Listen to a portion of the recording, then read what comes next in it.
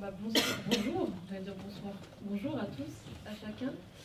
Je suis très contente de partager cette belle table qui est passée après ces deux belles introductions et ce développement.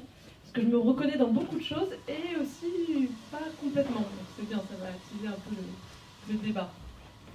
Je me reconnais d'abord dans une chose qui a été évoquée par à la fois Agnès et Alexis. Le contexte actuel qui nous fait sentir comme ça une forme de nouvelle disposition vis-à-vis de la question spirituelle aujourd'hui et qui se manifeste comme ça par des parcours très variés, tâtonnants, mais je pense beaucoup surtout sincères. Je suis aussi très étonnée d'être là, enfin je crois que je n'en finirai jamais d'être étonnée. Car comme disait Alexis, j'ai aussi grandi donc dans la société post-religieuse. J'ai reçu une éducation athée, pratiquante, je dis souvent comme ça, sachant qu'en plus je suis fille d'ex-gauchistes et maintenant socialiste. Donc, c'est le parcours normal. En deux mots, ça aboutit à quoi? C'est abouti au fait que je me pensais, je l'ai compris plus tard aussi, je me pensais tolérante, parce que pour moi, je me disais, bah oui, il faut bien laisser la religion aux hommes et femmes faibles, qui ont les jambes faibles, qui ont besoin de cette béquille. Bien sûr, il faut leur laisser. Et je considérais que dans l'histoire de l'humanité, ce qui pouvait s'en passer quand même était déjà un peu plus avancé. Voilà. Et je pensais que c'était la tolérance. Ça. Maintenant, j'ai compris que c'était un peu teinté de mépris. Voilà. Et surtout, pour moi, c'était une question résolue et qu'il n'y avait absolument rien à aller chercher de ce côté-là. Que ce serait une forme de retour en arrière absolument contre nature. Voilà. Donc, qu'est-ce qui s'est passé? Ça rejoint ce que disait aussi Alexis, je crois, sur l'espèce d'insatisfaction. Toi, tu as parlé de malaise, qui comme ça est lancinante aujourd'hui. Moi, je l'ai beaucoup ressenti. J'avais tout pour être heureuse. Je pense que nous sommes nombreux, si ce n'est à avoir tout, à avoir beaucoup. J'avais fait de belles études, toutes les portes s'ouvraient à moi. Je voyageais, je venais d'un milieu culturellement riche, éduqué, etc.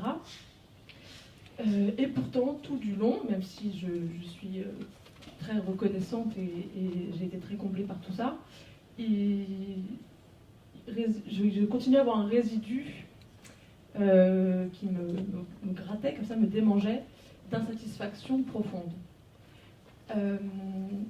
Avec une incapacité totale à mettre des mots sur cette insatisfaction.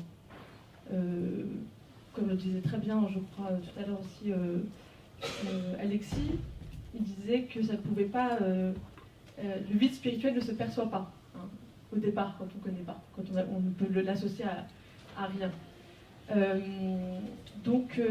Sauf que cette insatisfaction, elle se manifestait par un sentiment très clair, celui d'avoir l'impression de vivre en sous-régime, d'être de vivre qu'à demi, d'être à demi vivant, à demi aimant, presque à demi humain.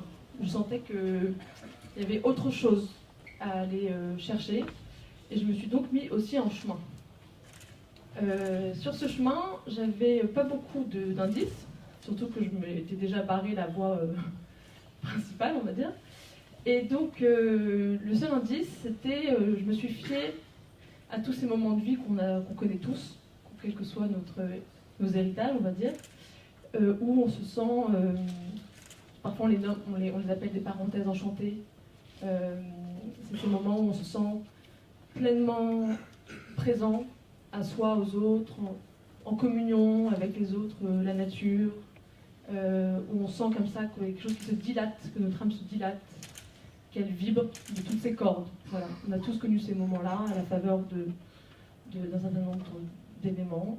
Moi, ça a été beaucoup le contact avec les grandes œuvres qui ont du souffle, celles qui ont du souffle, comme Hugo, Dostoïevski, etc., etc. et évidemment quelques grands moments dans la nature et de partage avec des gens que j'aime. À partir de ces moments, ça m'a donné le nord et ma barque, on va dire que ça a été la vie en général, mais en particulier la psychanalyse. Ça aussi, je pense que ça parle aussi beaucoup de notre temps. Je crois que les cabinets des thérapeutes sont aujourd'hui parmi les rares portes ouvertes à l'intériorité, qui peuvent être connues des gens comme moi qui n'ont pas reçu d'héritage. Donc, j'ai suivi ce chemin et il m'a conduit, contre toute attente, à déterrer le vestige du judaïsme, bien enseveli dans les profondeurs de mon être. Voilà. Donc, je suis retournée au judaïsme. Mais justement, est-ce que c'est un retour? Ça, c'est la grande question actuelle, le retour à la religion, le grand débat. Moi, je ne crois pas. Pour moi, ça n'a pas été un retour, pour deux raisons. D'abord parce que je parlerai plus je suis plus à l'aise avec le terme, en tout cas, de réappropriation, par exemple, sachant que je ne pense pas avoir connu le même rapport au judaïsme que mes ancêtres, pas du tout. C'est en tant que fille de mon temps que je me suis réapprochée, que j'ai reconnecté avec cette tradition d'une façon qui était aussi très en lien avec mon héritage moderne, on va dire, c'est-à-dire avec le sens et le goût de la liberté, de la connaissance, et avec le souci d'être autonome, d'être dans l'autonomie et pas l'hétéronomie. Donc, mais ce n'est pas, ça je tiens à le dire, ce n'est pas inconciliable avec l'exigence, hein, le sérieux, la discipline. Donc j'ai suivi 2 ans d'études bi-hebdomadaires, des cours du soir 2 fois par semaine pendant 2 ans, à la section nationale des études juives à l'Alliance israélite universelle. C'était consacré aux humanités juives, ça aussi j'ai beaucoup apprécié, c'est-à-dire à la fois on faisait des études religieuses, c'est-à-dire de l'exégèse biblique, l'étude du Talmud, etc., mais aussi simultanément on étudiait la philosophie juive, la culture, la littérature, les arts, etc. L'histoire aussi, bien sûr. Et j'ai aussi pratiqué les rites, non pas en prenant la boîte à outils telle qu'elle et en l'appliquant mécaniquement, mais à mesure que j'y mettais du sens, grâce à l'étude, et en étant soucieuse d'être fidèle à l'esprit sous la lettre. Ça m'a beaucoup, beaucoup transformée intérieurement. Tout ça a été mis au service de cette transformation intérieure d'ailleurs. Et là aussi, je pense que la réappropriation, je ne parlerai pas de retour non plus parce que je pense que c'était surtout un passage dans ma vie spirituelle, au sens où le judaïsme a été comme une matrice au sein duquel mon être spirituel a pu se muscler. Grâce au Shabbat, grâce au rite, le Shabbat notamment où on sort d'un certain rapport au monde pendant 24 heures et on se reconnecte à soi différemment, on laisse place comme ça à tout un champ d'expérience qui ne nous est pas donné, qui ne nous est pas offert et qui laisse l'espace à une rencontre avec quelque chose d'autre en soi, qu'on peut appeler Dieu, qu'on peut nommer autrement si on souhaite. Voilà, donc mon être spirituel s'est musclé et puis s'est envolé. Alors ça, je m'y attendais pas du tout. Et là, c'est là où j'ai l'expérience inverse de Alexis Génie, qui disait qu'il avait d'abord tâtonné, qu'il était retourné à une tradition qui était reliée à l'origine et qu'il l'a comblée alors que les autres ne l'avaient pas comblée, même si elle lui avait beaucoup apporté. Moi, c'est l'inverse. Je suis allée directement du côté de ma tradition d'origine. Elle avait tout pour me combler. D'ailleurs, je pensais faire une grande carrière dans le judaïsme en tant que pratiquante, aspirante, mais aussi peut-être même, pourquoi pas, rabbine. J'étais très admirative de Delphine Orviller, je le suis toujours, par exemple. Sauf que la vie en a voulu autrement, et c'était pas du tout pour m'arranger. J'étais très bien, moi. C'était confortable, j'étais qu'avec des gens fort sympathiques, on se ressemblait, on partageait plein de choses, voilà, je commençais à aimer aussi le folklore des rites.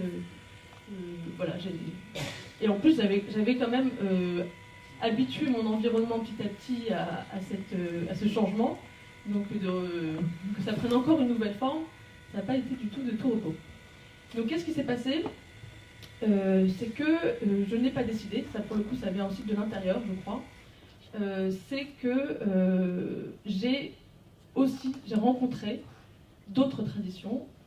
J'ai pas tardé, je pense que ça parle aussi d'aujourd'hui, de temps où on est, c'est qu'on est dans un tel brassage culturel que je ne suis pas longue à rencontrer les trésors d'autres traditions de sagesse, notamment après la lecture du Royaume d'Emmanuel Carrère, j'ai couru lire les évangiles, et là, par exemple, j'ai senti une telle puissance, la même puissance que j'avais trouvée dans certains textes, dans certains rites du judaïsme, quelque chose qui faisait tellement vibrer mon âme et qui me mettait en contact avec les mêmes, même soit absolu, soit profondeur, je ne sais pas comment le situer, je pense que c'est innommable et ainsi non localisable, on va dire, que je ne pouvais que faire le constat qu'il y avait voilà, j'ai presque découvert comme ça l'unité derrière la multiplicité des formes. Et c'était cette unité qui m'est chère, je crois que c'est vers ça que je chemine. Et ça a transformé naturellement mon rapport à la forme dans laquelle j'étais, le judaïsme. Et ça m'a complètement ouvert comme ça à... voilà, ça a universalisé ma quête, je crois. Voilà. Donc maintenant, je ne dirais pas que j'ai une vie spirituelle à la fois très personnelle et très universelle. Je ne cherche pas à la rallier à une quelconque catégorie ou à la nommer d'une façon qui serait reconnaissable par les autres. Mais je suis toujours dans le souhait de partager ça, parce que je crois qu'il n'y a rien de plus précieux à partager.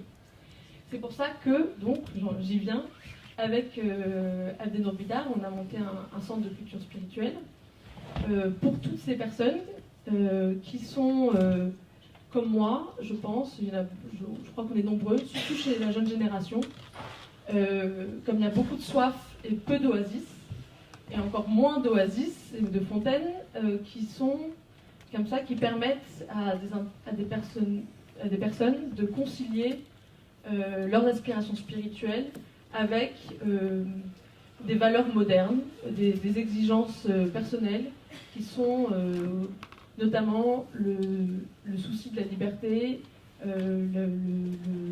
l'attachement à l'autonomie du sujet, etc. Donc on a ouvert un lieu, parce que voilà, parmi cette jeunesse, nous on a remarqué que beaucoup avaient envie de cultiver quelque chose de ce côté-là, sauf qu'ils ne se reconnaissent pas du tout dans l'offre actuelle. Ils n'ont pas envie d'aller vers l'université parce que c'est trop aride, même si c'est très approfondi, c'est que spéculatif.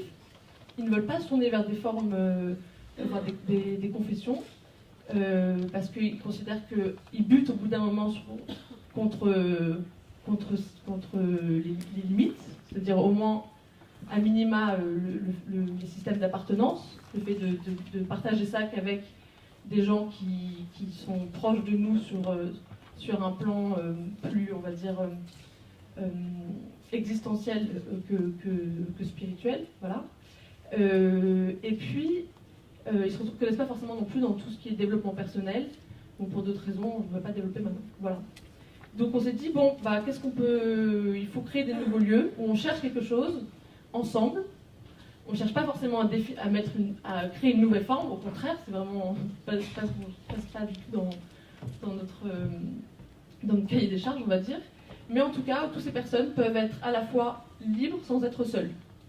Je pense que ça, c'est vraiment le défi contemporain pour toutes ces aspirations qui prennent une forme un peu atypique ou nouvelle. Voilà.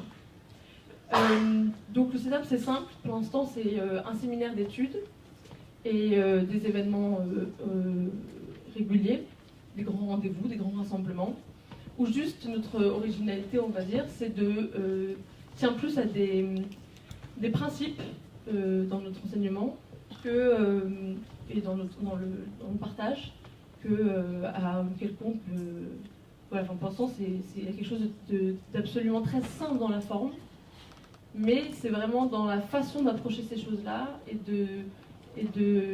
qu'on sort de l'ordinaire, on va dire. Donc,